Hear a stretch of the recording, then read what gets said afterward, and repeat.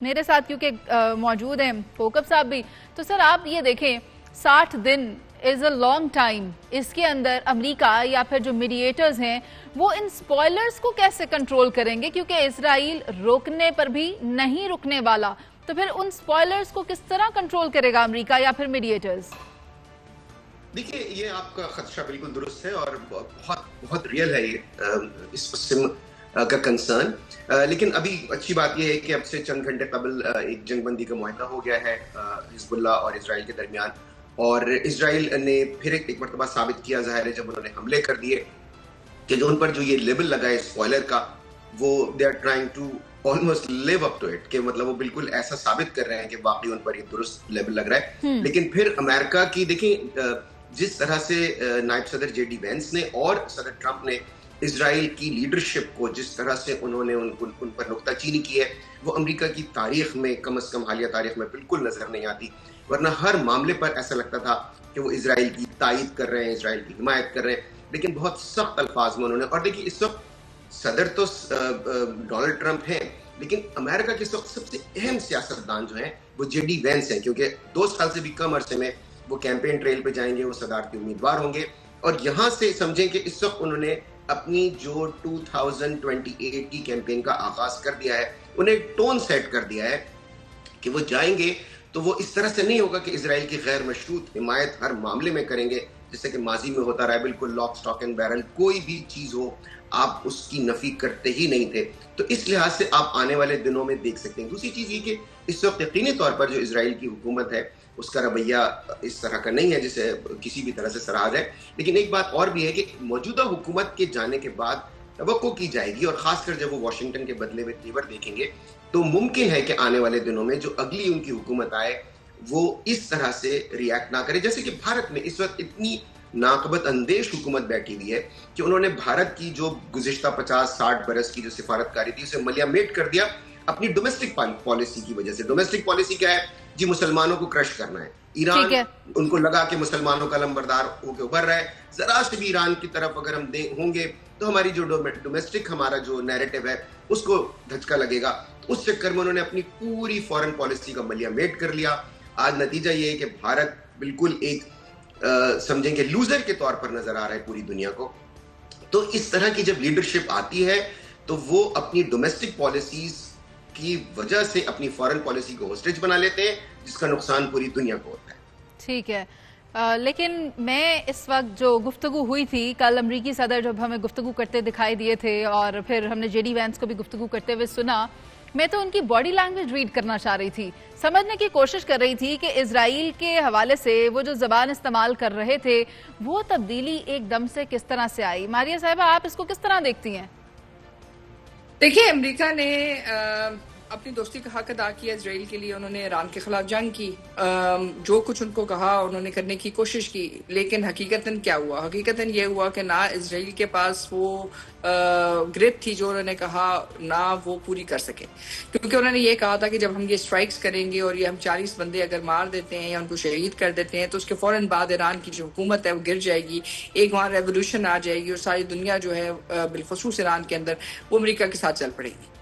دنیا نکلی ضرور ایران کے اندر اس 40 شہادتوں کے بعد، لیکن جو لوگ نکلے وہ تو خمینائی اور ایرانی لیڈرشپ کے حق میں نکلے.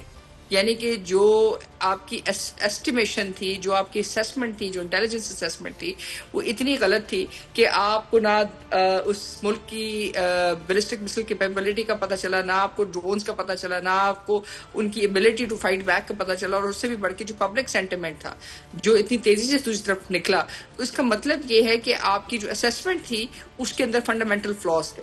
پھر جب آپ نے جنگ لڑی اس کے بعد انہوں نے کہا کہ مشرق وسطیٰ کے جو باقی ممالک ہیں وہ ان کے ساتھ کھڑے ہوئیں گے، سوائے یو اے ای کے جنہوں نے اسرائیل کا ساتھ دیا، 100% ساتھ دیا.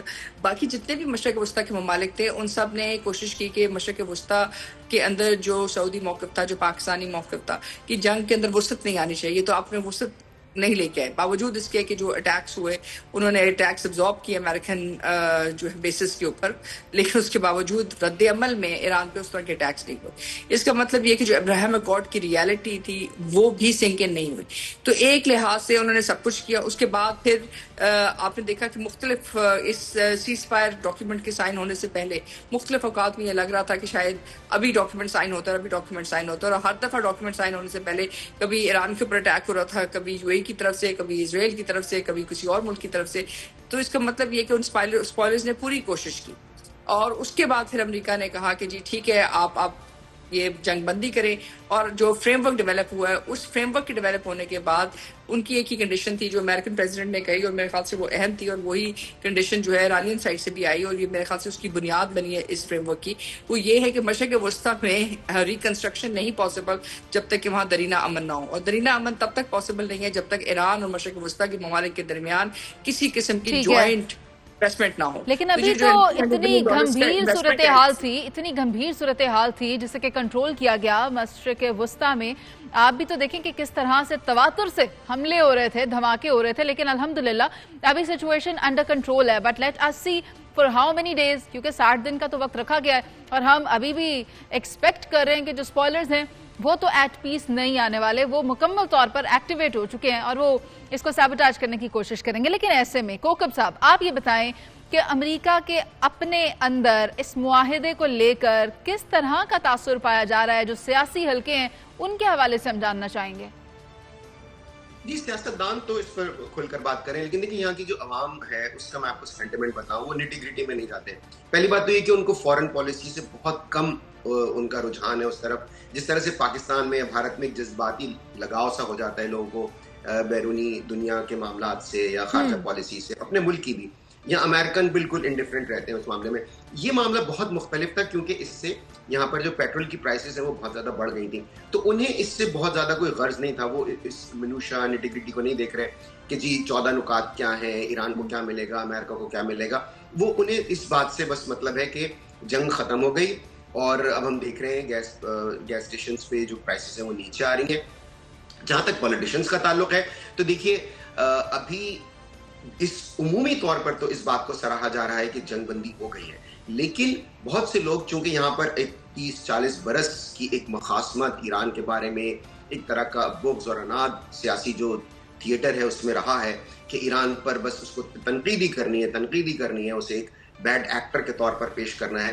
تو ابھی وہ اتنی جلدی ڈائجسٹ نہیں کر رہے کہ ایران کے ساتھ، کیونکہ ظاہر ہے جو ابھی تک اس کی جو ہمیں نظر آ رہا ہے اس سے تو یہ لگ رہا ہے کہ ایران کے لیے اس میں بہت مطلب اس کی ایران کے مفاد میں ہے یہ معاہدہ کافی حد تک، خاص کر معاشی اعتبار سے. بہت خوب کوکب صاحب، آپ نے تو کہہ دیا ایران کے حق میں ہے یہ معاہدہ، جبکہ ایران تو یہ سمجھتا ہے کہ ہم تو اس جنگ کے فاتح ہیں. اور اوور آل ایک پرسیپشن یہ ہے کہ امریکہ کو اس میں سے ایک اسکیپ چاہیے تھا، جس کی وجہ سے وہ پاکستان کی جانب آیا، اور پاکستان نے کامیابی سے اس کو وہ رستہ دیا ایگزٹ کرنے کا اس جنگ سے. اور ایران کے لیے یہ کتنا فائدہ مند رہا یہ کہنا قبل از وقت ہوگا، کیونکہ جو سٹیٹس ہیں، جو حقائق ہیں وہ کچھ اور بتا رہے ہیں. ایران کو وہ روک نہیں پائے. ایران کے حوالے سے کوشش بہت کی، ابھی بھی کہہ رہے ہیں کہ رجیم چینج ہو گئی ہے اور ایران کی فوج کو تباہ کر دیا ہے، چیزیں ایران میں بدل گئی ہیں، لیکن ایسا کچھ دکھائی نہیں دے رہا. ماریا صاحبہ آپ کیا کہتی ہیں اس پر؟ دیکھیں ایران کو فائدہ ہوا ہے، اس میں کوئی شک نہیں ہے، کیونکہ ایران زیادہ فائدہ کس کا ہوا ہے؟ دیکھیں زیادہ فائدہ اس وقت ایران